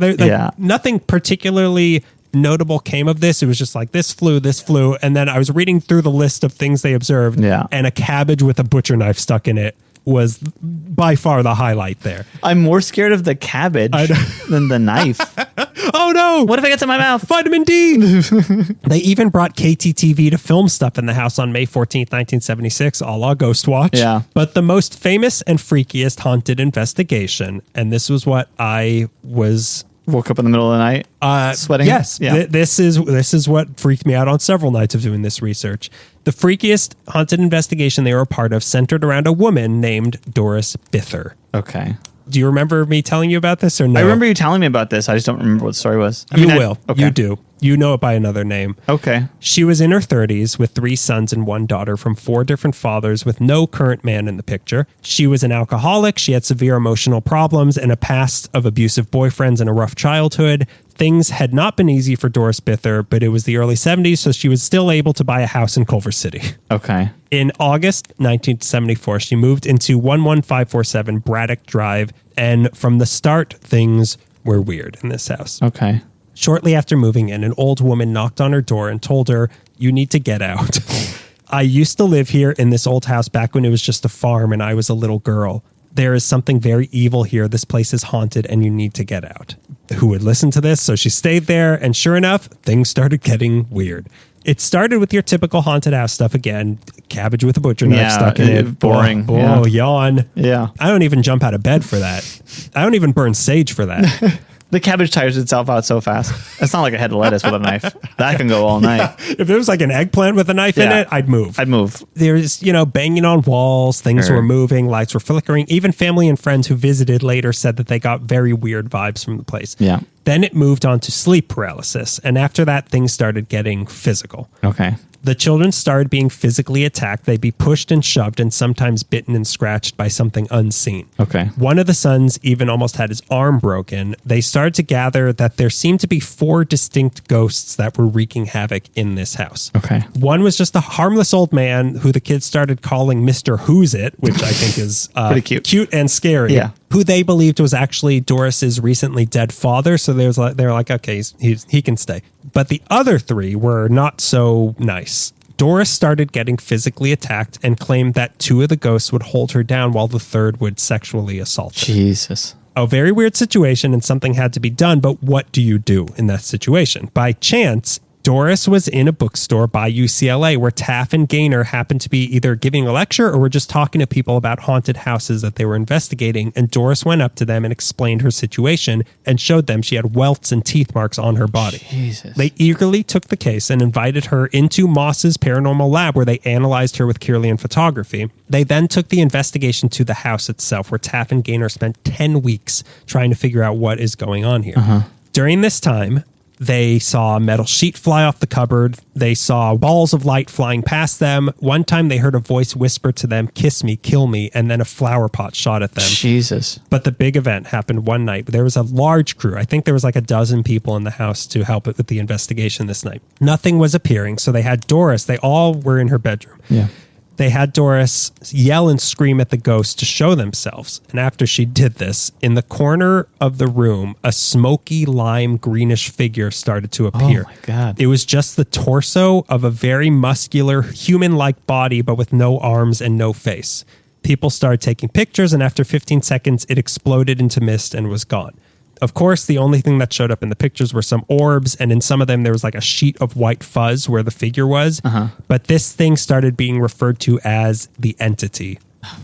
Now you Never know like that. Now you know what I'm I do know what I'm talking about. I do know what you're talking now, about, yeah. Which is a name you know because in 1978, Frank de Filita wrote a book about this, and in 1982 they made a movie about it, which Thelma Loss hated because of the way it sensationalized the story. Sure. So this is the house from The Entity. This is the story of it. Now, what exactly was going on in the Bither household, we really do not know. Yeah. Was this something paranormal? Was this something much more human and much more sad? We don't know. But after this investigation, Doris Bither moved to Texas, where she claimed to be pregnant with the child of the entity.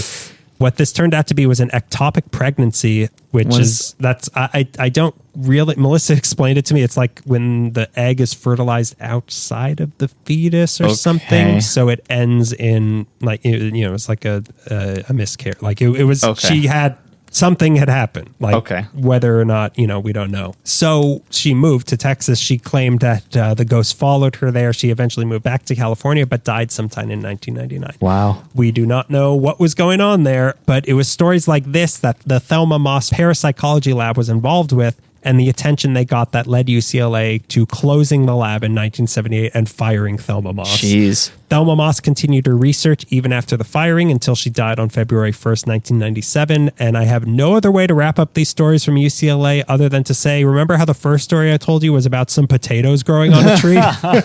It really got upsetting.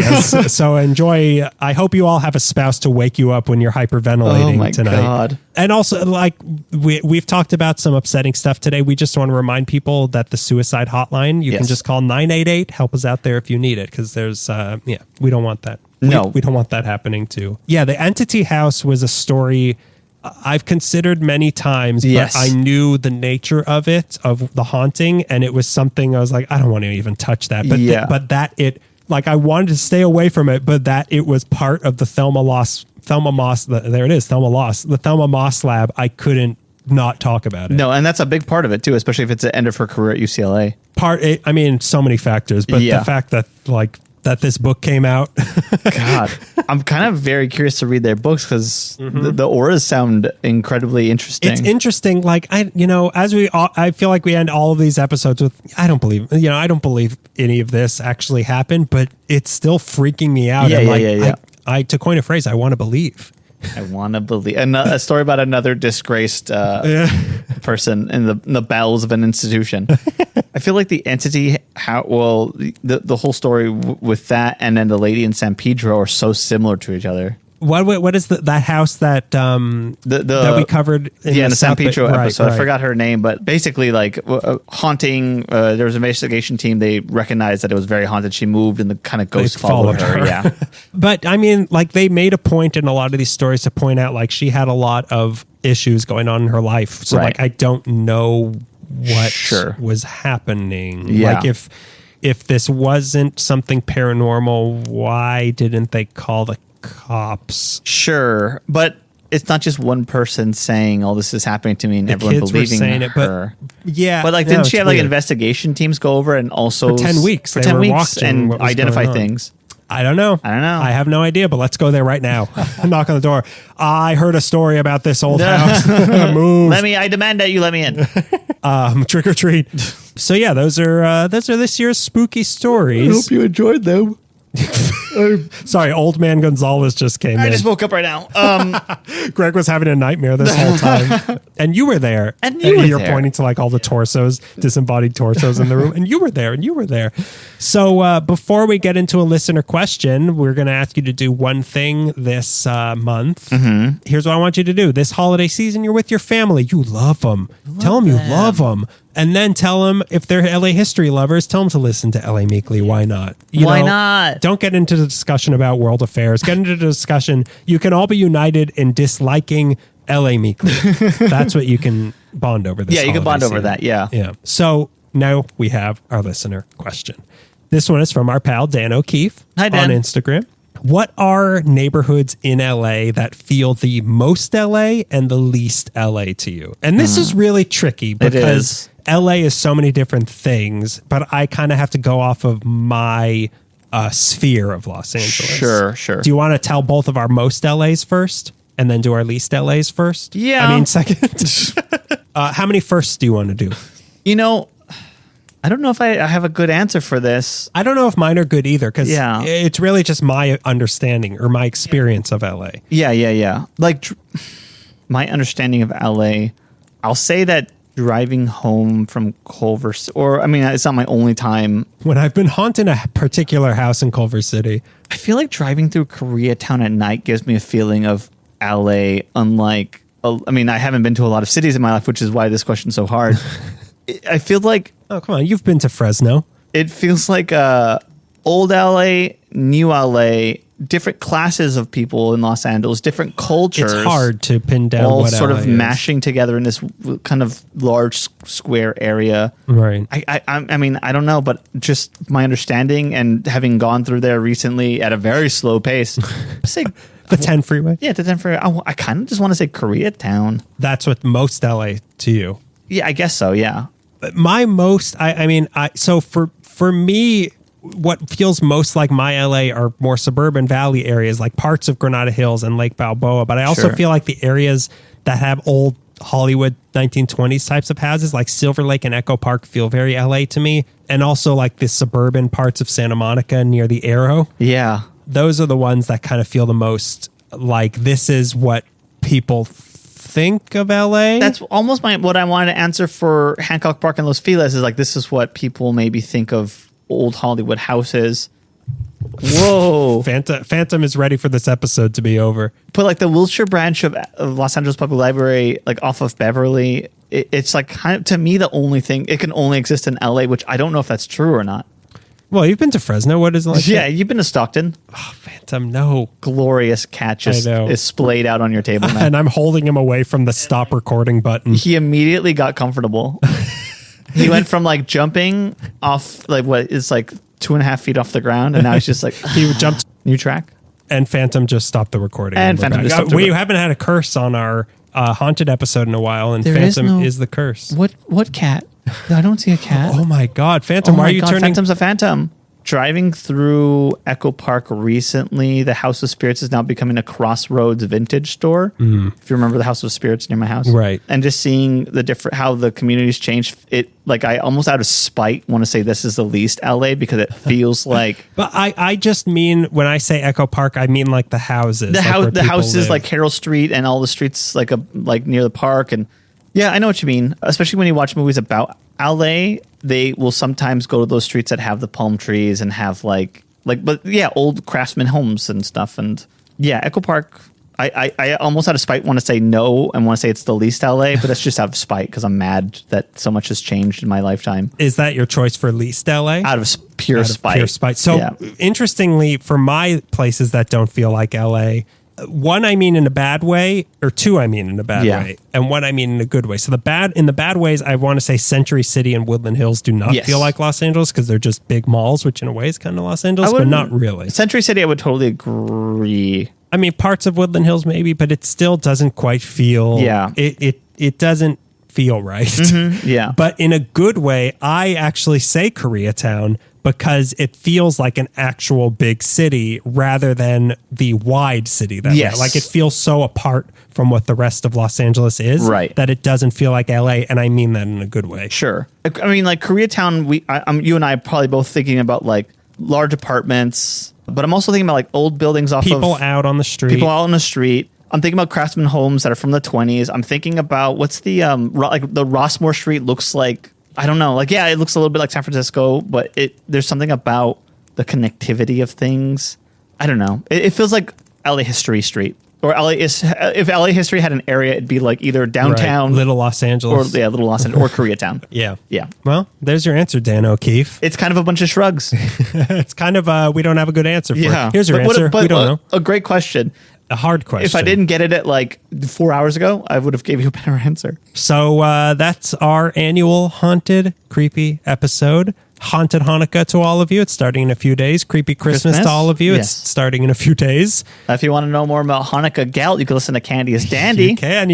I will in about a week. You will hear the full story of Hanukkah Gelt. And what better Christmas gift than that this year? Than learning a little bit about Hanukkah Gelt. Hanukkah Gelt. So let us know if you got a nightmare. Yeah. And that's been yet another episode of LA Meekly. podcasting since 23rd Scream. Oh, you had one more in you. Maybe I should have asked Beetlejuice. Oh, no! He's riffing. Hey, I'm riffing. Hey, baby. Oh, mama. That's my Beetlejuice. Priscilla. Oh, you want to eat a Zagnut, Priscilla? Oh, mama. Close enough. I'm sure him stalking high schools was very Beetlejuice. That'll do. Yeah, that'll do. That'll do.